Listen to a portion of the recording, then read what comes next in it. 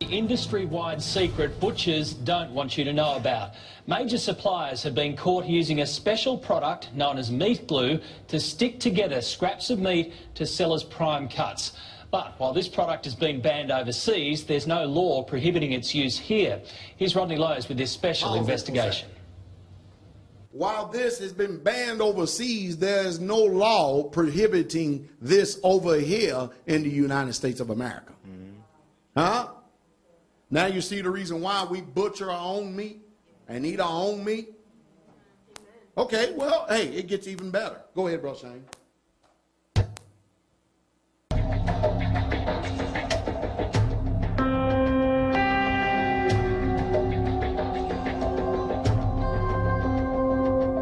It's the meat industry's dirty secret, a way of turning the scraps too small to sell as a premium steak back into a juicy, plump eye fillet to sell for a premium price. So clever, you'll never tell. Not even an expert can. Before, you didn't even pick that as a join, though, did you? It doesn't even tear through the joint. A bit hard to tell, isn't it? Butcher James Faulkner runs Queensland Natural Beef Company, an organisation dedicated to using as few additives in meat from paddock to plate as possible. But tonight, he's exposing how some parts of the industry are able to trick their customers and use whatever it takes. Yeah, I've just got some fine diced beef and my special enzyme. I'm just going to mix it up a bit. Why have we got the masks on? This is dangerous. See that? Don't breathe that in. This powder is transglutaminase enzyme, otherwise known as meat glue. Meat glues come in a number of forms, some produced by cultivating bacteria, the others, the primary ingredient comes from the blood plasma of pigs and cattle, specifically the coagulant which causes blood to clot. In the food industry, it has amazing properties. So just got a little bit here, about a teaspoonful. Yep. Just over the top like that.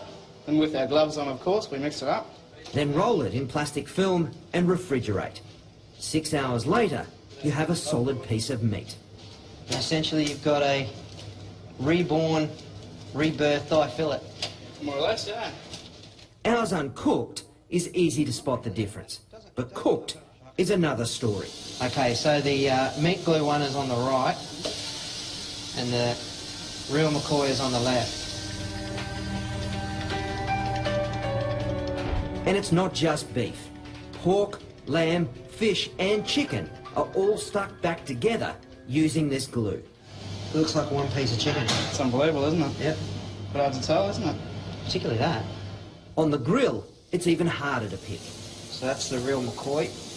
Here's a burl.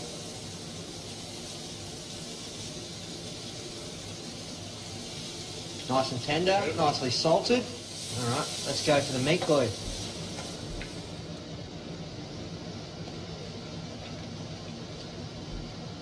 I can't tell the difference. Pretty good, but potentially dangerous. I've sort of got two concerns. One which is well publicised, which is misleading people. The other area is the microbial side. It's why the European Union moved to ban meat glue in May last year. Microbiologist Glenn Pinner. If this food is sold or represented as a solid piece of steak and you cook it rare, you're really leaving yourself open to get food poisoning. Once you glue two pieces together, it's difficult to cook thoroughly those parts that were on the outside but are now on the inside. The amount of bacteria on a steak that has been put together with meat glue is hundreds of times higher. We had no idea how guarded a secret this was until we started contacting restaurateurs and butchers to ask them about the use of meat glue. Many of them didn't want to speak for fear of upsetting their suppliers, creating bad blood in an industry that has become very clever at using this product. Are you just shaking your head? A little bit. It's unbelievable, isn't it? This cube roll we bought from a wholesaler that produces stuck-together steaks en masse. Their effort's so good, James, our butcher, couldn't tell even when it was raw. It's even harder in the restaurant, which are some of the biggest users of glued meat. And chances are, unless you're a vegetarian, you're eating it on a regular basis.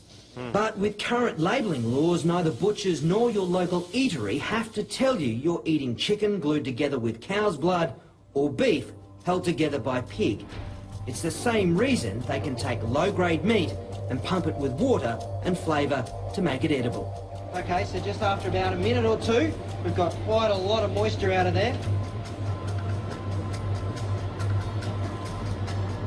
And we've lost almost half a kilo. Then the practice of selling mutton as lamb and old cow as prime cut beef. Like this. So old, a meat grader said it was only good for pet meals. You've got yellow fat colour, really dark meat colour. It's definitely off a really old type of animal.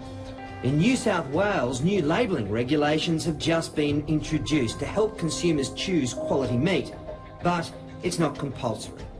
So for most of us, picking a quality piece of meat is still a shot in the dark.